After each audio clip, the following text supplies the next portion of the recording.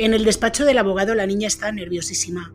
Tiene 13 años recién cumplidos y firma un documento que no sabe exactamente a qué la compromete. A su lado hay un hombre de 39 años que la observa en silencio. El papel dice que ella está allí por voluntad propia, que nadie la obliga y un montón de cosas más que ella no termina de entender. Al salir, el hombre guarda los documentos en una carpeta de plástico, creyendo que acaba de protegerse, cuando en realidad acaba de dejar escrita la prueba más inquietante de todo el caso.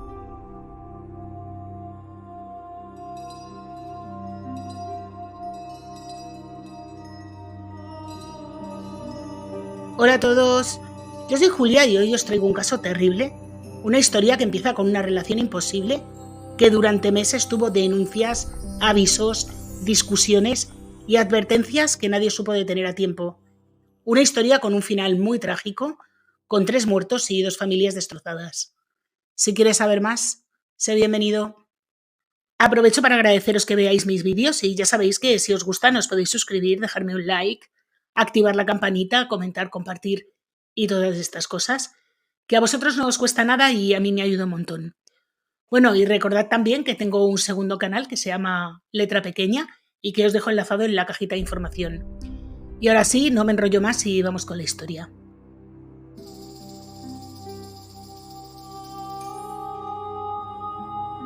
Nuestro caso de hoy tiene lugar en El Salobral, una pedanía agrícola situada en la provincia de Albacete, a unos 12 kilómetros al sur de la capital. En el momento de los hechos, en el año 2012, contaba con alrededor de unos 1.500 habitantes.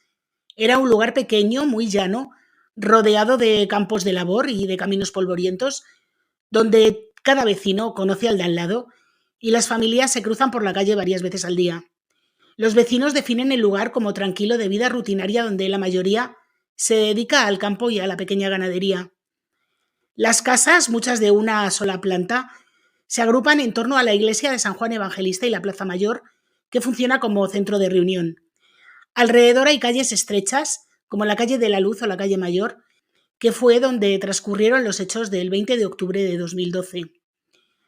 A las afueras, en dirección a los cerros, abundan las casetas de campo, pequeñas construcciones donde los vecinos guardan los aperos de labranza o pasan los fines de semana. Algunas, como las de la familia Alfaro, se transforman en refugios con huerto, perros, bicicletas o incluso gimnasios improvisados. Y es precisamente en ese entorno donde vivía uno de los protagonistas del caso de hoy. Se llama Juan Carlos Alfaro Aparicio, aunque todos le conocen como el Fraguel, un apodo que le pusieron cuando llevaba una melena parecida a la de los Fraggel, los muñequitos estos de la serie de Fraggle Rock. Bueno, como digo, Juan Carlos Alfaro Aparicio era un hombre callado y rutinario y algo excéntrico, al que algunos vecinos miraban con recelo, pero otros, sin embargo, lo hacían con simpatía. Había nacido en el año 1973 en El Salobral y era hijo de Cándida Aparicio y de Antonio Alfaro, una familia humilde, trabajadora, muy conocida en el pueblo. De joven no fue un chico especialmente conflictivo, prefería estar solo con sus perros y sus motos, y era un tipo, eso sí, con pinta de duro. Tenía afición por el deporte, por las motos, por la caza y por las armas. Su vida giraba en torno a estas 4 cosas. En su caseta de campo montó una especie de gimnasio un poco cutre y un espacio dedicado a la práctica de tiro. Allí pasaba horas, a menudo solo, practicando su puntería contra dianas de papel, contra botellas o contra chapas. Era metódico, obsesivo, tanto con el ejercicio como con el manejo de las armas, y de hecho tenía varias licencias en regla, para tiro deportivo, para escopetas de caza y para caza mayor. Y en su colección incluía escopetas, rifles, pistolas y fusiles de asalto, hasta una quincena de armas legales, bien cuidadas, limpias y registradas. En los torneos de tiro local lo consideraban un tirador excepcional, capaz de abatir una perdiz a cualquier distancia. Esa fama de buena puntería lo enorgullecía y formaba parte de su identidad. Vacilaba de ello bastante, la verdad. Unos años antes de que ocurrieran los hechos, viajó un tiempo a Canadá donde buscó trabajo como mecánico, pero la cosa no le fue demasiado bien. No se adaptó, echó muchísimo de menos el campo, el clima, su vida en El Salobral, así que decidió volver a donde había estado siempre. Juan Carlos Alfaro vivía junto a sus padres y dos de sus hermanos. Los vecinos los conocían como los Jardines por su vinculación con el pueblo vecino de El Jardín. De allí venía el padre Antonio, quien junto a su mujer Cándida gestionaba una empresa de piezas de automóvil. Pero también tenían un bar y una tienda en Albacete. Poseían una vivienda en el centro, en la Plaza Mayor, en la que vivía el matrimonio con 3 de sus 4 hijos, como os he dicho antes. La única chica, María Victoria, vivía con su pareja en Ciudad Real. Es ingeniera de montes. Los hermanos varones de Juan Carlos, José Luis el menor y Antonio el mayor, según cuentan los vecinos, no salían de casa desde hacía meses, pero cuando lo hacían no pasaban desapercibidos. Especialmente Antonio, que siempre iba vestido de negro y con una melena y barba muy largas. Solo los he visto una vez de noche subido a la azotea, decía uno de los vecinos. Por lo que respecta a Juan Carlos, como estaba en paro, para él todos los días eran más o menos iguales. Salía temprano de casa con los perros, hacía algo de ejercicio. A veces, cuando le salía, trabajaba como mecánico chapista y pasaba la mayor parte de sus tardes en la caseta del campo, porque allí nadie le molestaba. Era conocido por la Guardia Civil, no porque tuviera problemas con la Guardia Civil ni con las autoridades, sino porque tenía tantísimas armas que estaba cada 2 por 3 con el tema de los permisos. Si alguien le preguntaba qué pensaba hacer con su vida, porque claro, imaginaros, en paro, en un pueblo, no buscaba trabajo, no tenía familia, no tenía ambiciones, no estudiaba, en fin, era una persona un poco así, sin inquietudes, pues él ni siquiera se molestaba en contestar. Hacia el año 2010, cuando tenía cerca de 37 años, en las casetas donde se entrenaba y donde cuidaba a sus perros, empezó a coincidir con una niña del pueblo que se llamaba Almudena Márquez, que en aquel momento tenía 11 años. Ella se acercaba por allí curiosa porque le gustaba la música rock que salía de los altavoces de la caseta y porque le encantaban los perros. Almudena también había nacido en el Salobral, pero lo hizo 26 años después que Juan Carlos. Su madre, Adela Márquez, la tuvo muy joven, con apenas 18 años, y el padre biológico nunca quiso saber nada de la niña. Desde entonces Almudena se crió con su abuela materna, Francisca, a la que todos llamaban Paqui, que también había sido madre en la adolescencia, y entre abuela y nieta, que tenían una relación bastante cordial, apenas había 34 años de diferencia. La abuela convivía con su pareja, Joaquín García, conocido y querido en el pueblo, quien realmente fue el que ejerció de padre de Almudena. En la práctica, tanto Paqui como Joaquín fueron su familia principal. Los que la cuidaban, los que la educaron, la llevaron al colegio, al médico, los que le imponían disciplina y los que cuidaban de ella, en definitiva. La madre de Almudena, Adela, también vivía en el Salobral, aunque en otro domicilio, y mantenía contacto con su hija. A pesar de todo ello, Almudena tuvo una infancia bastante normal, bastante alegre, y era una niña extrovertida, cariñosa y muy conocida en el pueblo. En el momento de los hechos estaba repitiendo primero de la ESO en el Instituto Aguas Nuevas. Sus amigos la recuerdan como una niña rockera y soñadora apasionada por la música de Mago de Oz y por los animales. Le gustaba montar a caballo y pasar tiempo al aire libre. Durante muchos años mantuvo una relación muy cercana con José Andrés, que fue pareja de su madre durante casi 8 años y al que Almudena quería un montón. Tanto José Andrés como sus padres, los padres de José Andrés, que se llamaban Andrés y Pilar, la trataban como a una hija y la llevaban muy a menudo a una finca que tenían en el cerro, una zona de campo abierto a las afueras del pueblo, donde cuidaban perros y caballos. Fue precisamente allí donde su vida se cruzó con la de Juan Carlos Alfaro. Al principio los encuentros fueron casuales, pero poco a poco la relación fue haciéndose cada vez más estrecha. Todo empezó de una forma bastante casual. Ella se acercó a escuchar música a la caseta, como os he dicho, a hablar de música y a jugar con los perros. Pero con el tiempo los encuentros se fueron haciendo cada vez más habituales. Porque es muy normal tener cosas de qué hablar entre una persona de 37, 38 años y una niña de 12. Súper normal. A veces se les veía pasear juntos por el pueblo, pero muy pocos sabían que entre ellos se había iniciado una relación sentimental. Qué grimada, de verdad. Algunos testigos sitúan el comienzo de la relación hacia mayo de 2011, cuando Almudena tenía 13 años recién cumplidos y Juan Carlos 38 o 39. Otros, sin embargo, están seguros de que el vínculo venía de antes, cuando ella aún tenía 12 años. Esta incertidumbre sobre la fecha exacta es bastante determinante, porque si la relación comenzó cuando Almudena tenía 13 años o más, la ley de la época la consideraba consentida y por tanto no delictiva. Pero si se llegara a probar en algún momento que empezó antes, sí habría supuesto una infracción penal. Empezará cuando empezara esta relación. Lo cierto es que a partir de que Almudena cumplió 13 años, Juan Carlos le contaba a cualquiera que quisiera escucharle que estaba enamoradísimo y loco por la niña, y buena parte de la familia de Juan Carlos le defendía y decía que si querían estar juntos los dos, que no había nada de malo.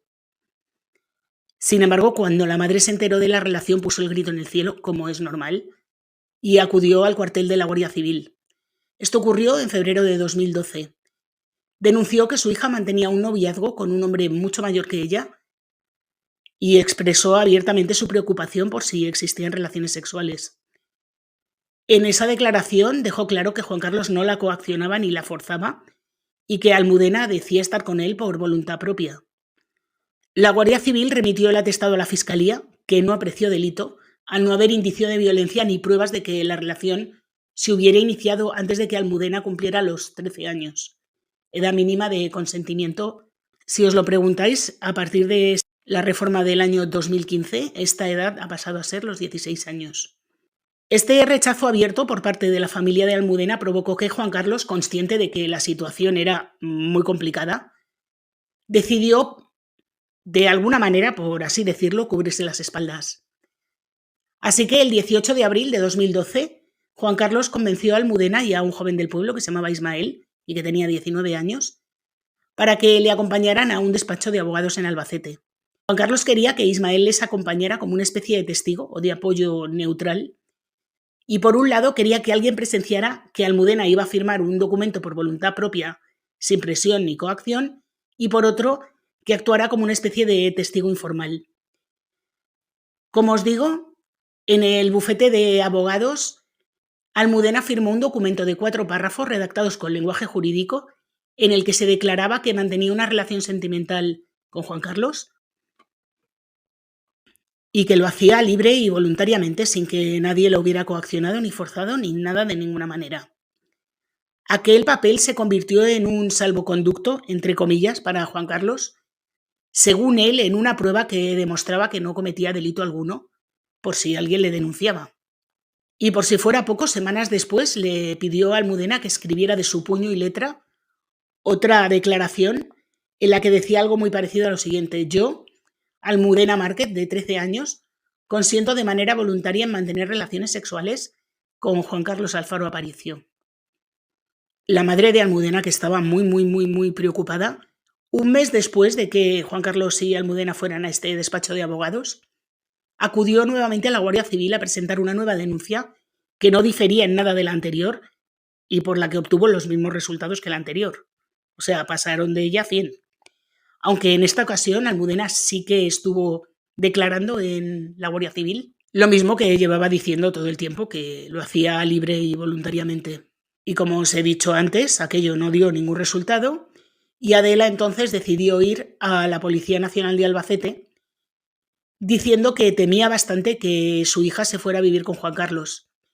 Le contó a los agentes que la menor mentía sobre los lugares a los que iba y contó que la situación estaba a punto de acabar con su familia.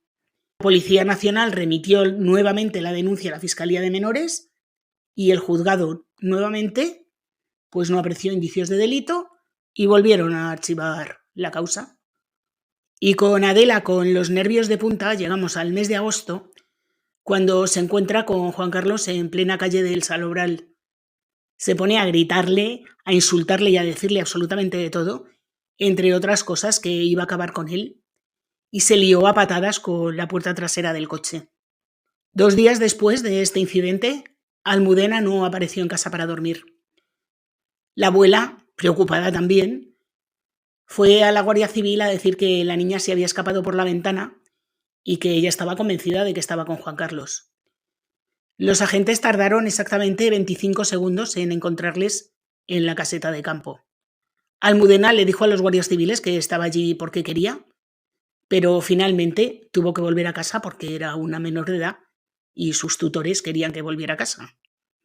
Pero con la llegada de septiembre y el comienzo de un nuevo curso, como os he dicho antes, Almudena estaba repitiendo primero de la ESO, la niña decidió acabar la relación con este señor e incluso cambió completamente su forma de vestir y hasta sus gustos musicales. Juan Carlos, por supuesto, como os podéis imaginar desde el principio, no aceptó la ruptura. Se presentó varios días en el instituto y la presionó en público, le insultó en ocasiones e incluso una vez que la vio maquillada, le gritó que era tan puta como su madre. En fin. Hubo otras ocasiones en las que trató de implicar a las amigas de Almudena intentando que actuaran como Celestinas y que mediasen para que Almudena volviera con él. O sea que este señor de 39 años se dedicaba a presionar a niñas de entre 12 y 14. Muy maduro, muy lógico, todo muy bien. La familia de Almudena, como es normal, consideraba esta relación ya patológica, desigual y por supuesto peligrosa. Le dijeron tanto a Juan Carlos como a sus padres que no iban a permitir que continuara haciendo eso. Y Juan Carlos, que estaba fuera de sí todo el día, en vez de parar, lo que hizo fue dedicarse a amenazar a cualquiera que estuviera alrededor de la niña. Incluso llegó a decir que era francotirador y que mataría a cualquiera que evitara que él se quedara con la niña. Y en este punto de tensión llegamos al 15 de octubre, cuando un vecino del Salobral, Arturo Mas, acudió a la Guardia Civil para denunciar que Juan Carlos Alfaro había insultado gravemente a su hija Ana Belén, que era la mejor amiga de Almudena. Lo había hecho en plena calle, después de que Ana Belén se negara a ejercer de intermediaria entre Almudena y Juan Carlos. Según el testimonio de este hombre, Juan Carlos llegó a llamarla payasa, idiota y desagradecida. Repito, un hombre que rozaba la cuarentena a una niña de 13 años. Y como estaba rabioso a más no poder, al día siguiente presentó una denuncia ante la Guardia Civil contra Adela, la madre de Almudena, por el incidente en el que le había abollado el coche y la había amenazado. Y como debía verse muy amenazado y no tenía suficientes armas, solo tenía 15, esto ocurrió un miércoles, pues el jueves se fue a Albacete de compras, entró en una armería y adquirió de segunda mano una pistola. Pagó por ella 400 euros. Ese mismo día la probó en el campo junto a un amigo adolescente. A ese amigo le dijo durante las prácticas que antes de que le acusen de PD, la montó, hago una masacre. Puerto-Urraco 2. Al parecer estaba bastante preocupado de que le denunciaran por mantener una relación con una menor y aseguraba que la iba a liar si eso pasaba. O sea, estaba muy preocupado de que le denunciaran por eso, pero le daba absolutamente lo mismo acabar con cualquiera y tampoco paraba de acosar a quien hiciera falta para volver con la niña. O sea, todo muy lógico. El sábado de esa misma semana, eso de las 7:30 de la tarde, Almudena estaba paseando por el centro con su mejor amiga, Ana Belén, y con un pequeño grupo de gente, y cuando llegó a la calle de la Luz, una callejuela bastante estrecha próxima a la plaza, se cruzaron con Juan Carlos Alfaro. Él iba en el coche y al verlas paró el coche, bajó y se acercó directamente a Almudena y le dijo: tenemos que hablar.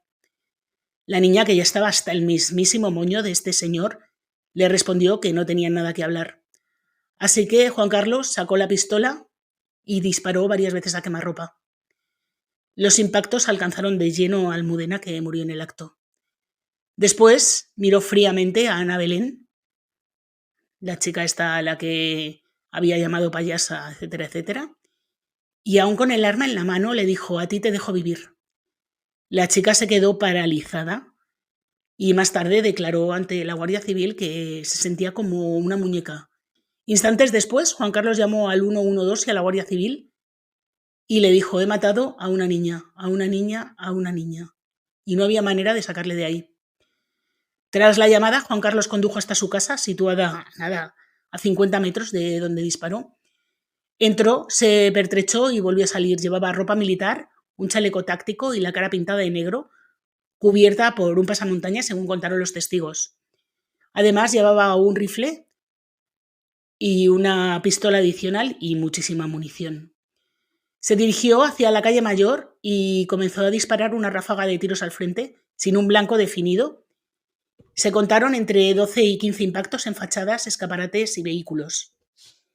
En aquel momento, Agustín Delicado, apodado Pesicolo, que tenía 40 años y era camionero en paro y bastante amigo de Juan Carlos, salió de su casa a fumar un cigarro y uno de los disparos le alcanzó de lleno y murió en el acto sin que nadie pudiera hacer nada por ayudarle. Que salió a fumarse un cigarro aquí. Y no le dio tiempo ni a encender el cigarro. En una trágica coincidencia, además, el marido de la abuela de Almudena, que conducía su coche por la misma calle en aquel instante, recibió una bala perdida de esta ráfaga que hizo, que le alcanzó en el brazo y le causó una herida leve. Fue dado de alta a las pocas horas. Tras esto, Juan Carlos Alfaro huyó corriendo hacia el campo y desapareció entre los maizales que rodean el Salobral. La Guardia Civil actuó de inmediato, creando un amplísimo operativo que cerró todos los accesos al pueblo y pidió a los vecinos que no salieran de sus casas. La noche era muy cerrada, fría y oscura, lo que favoreció su fuga. Los agentes enseguida localizaron tanto su coche como su moto, lo que les llevó a concluir que había escapado a pie, aunque no descartaban que pudiera haber recibido ayuda de un conocido o que tuviera algún coche en algún sitio. En un primer momento, la Guardia Civil logró hablar con él por teléfono y Juan Carlos, que cogió el teléfono solo una vez, dijo que no pensaba entregarse. Poco después, a las 11 de la noche, apagó el móvil y a partir de ese momento se perdió su rastro. Durante esa noche, unos 40 efectivos de la Guardia Civil, apoyados por un helicóptero y por perros rastreadores, peinaron las fincas, los corrales, las naves agrícolas que estaban cerca del Salobral, pero la lluvia, el barro y la oscuridad hicieron casi imposible encontrar un rastro de Juan Carlos. La mañana del domingo, la búsqueda se intensificó. Los equipos centraron sus esfuerzos en la zona donde se había registrado la última señal del teléfono móvil de Juan Carlos. La tensión en el pueblo era máxima. La Consejería de Educación incluso decidió suspender las clases en el Colegio del Salobral y en el Instituto de Aguas Nuevas donde estudiaba Almudena. A medida que pasaban las horas sin resultados, creció la psicosis colectiva. Algunos vecinos, sin embargo, estaban convencidos de que Juan Carlos se había quitado la vida en los maizales. Otros, sin embargo, creían que estaba escondido, armado y que podía aparecer en cualquier momento y que, como estaba un poco para allá, podía acabar con cualquiera. Tras más de día y medio de búsqueda, la Guardia Civil le localizó a eso de las 9 de la mañana, atrincherado en una caseta con aperos de labranza situada en una finca conocida como Los Larios, a poco más de 1 kilómetro del casco urbano del Salobral. Paradójicamente, la madre de Almudena había señalado esa zona como uno de los posibles escondites del fugitivo. Como os digo, iba armado hasta los dientes, así que activaron una operación para cerrar todo el perímetro en un dispositivo que tenía helicópteros, todoterrenos a tutiplén, tiradores, unidades de intervención. Bueno, no os podéis imaginar la que se lió. Durante las primeras horas, la Guardia Civil le instó a que se entregase. Él respondió efectuando varios disparos que no causaron heridos, pero aseguró que no dispararía a no ser que se acercaran demasiado.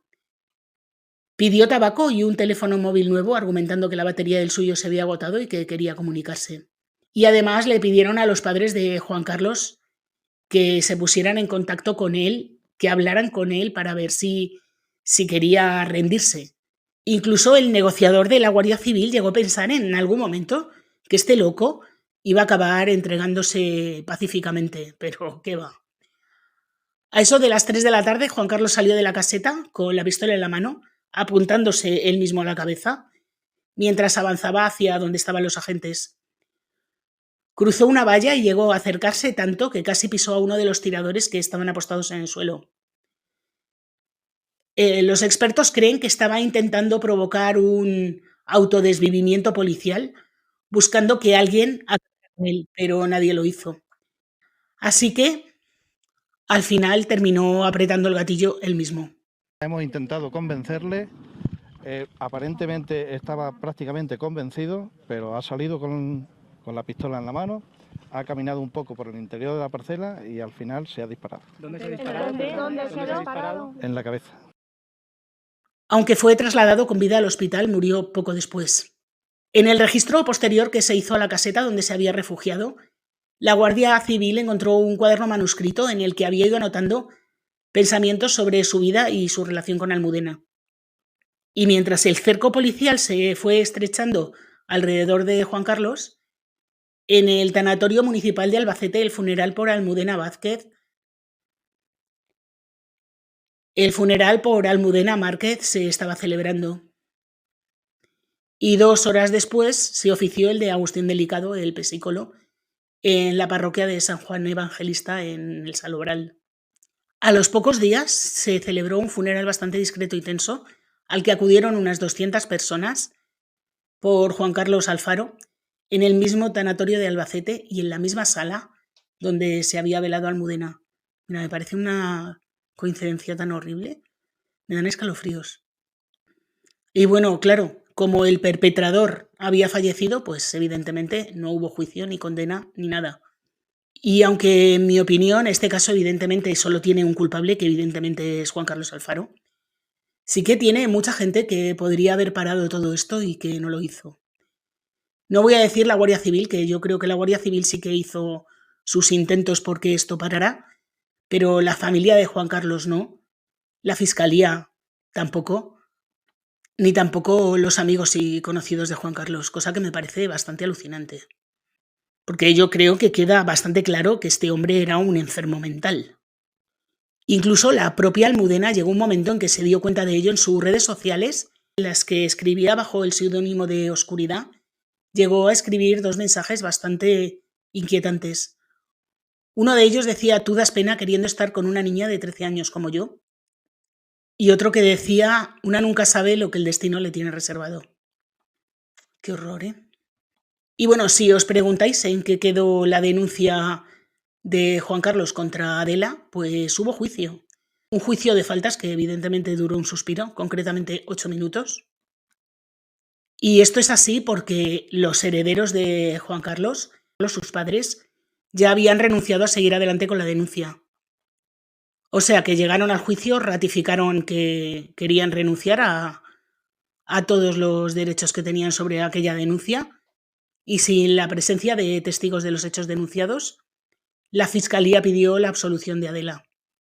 Y esto ocurrió justo un año después del doble crimen. Cosa que me parece absolutamente alucinante. O sea, un año después tienes que revivir otra vez todo lo que pasó, todo el odio que llevabas dentro y el que me imagino que seguirá llevando la pobre madre por haber intentado parar la locura de noviazgo de este cretino con su hija. De verdad que entiendo que la justicia es la justicia y que tiene sus cauces y todo lo que queráis, pero a veces para mí se me hace incomprensible del todo. Y bueno, con este dato se acaba nuestro caso de hoy, un caso horrible que me imagino que muchos conoceréis. Un caso que levantó muchísima polvareda en su día, pero es un caso que de verdad que está bastante olvidado, cosa que no puedo entender. Y bueno, como os digo, hasta aquí el caso de hoy, espero que os haya gustado. Si es así, por favor, dejadme un like, activar la campanita, comentar, compartir, suscribiros si no lo estáis. Recordad que tengo un segundo canal que se llama Letra Pequeña, donde subo vídeo todos los martes. Y recordad también que en este subo vídeo todos los viernes. Así que me despido hasta la semana que viene.